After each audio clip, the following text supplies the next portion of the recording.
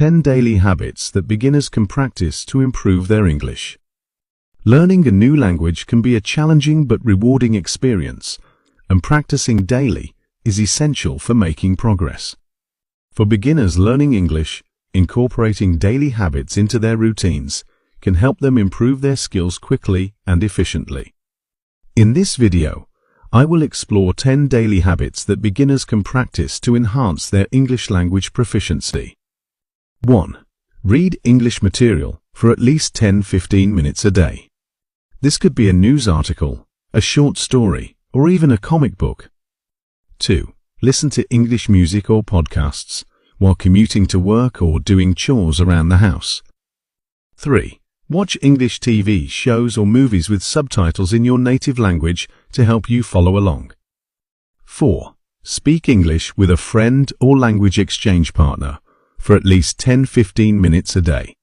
You can practice basic conversational skills or ask them to help you with any grammar or vocabulary questions you have. 5. Write a journal entry in English every day. This will help you practice organizing your thoughts and expressing yourself in written English. 6. Use flashcards or a language learning app to practice vocabulary every day.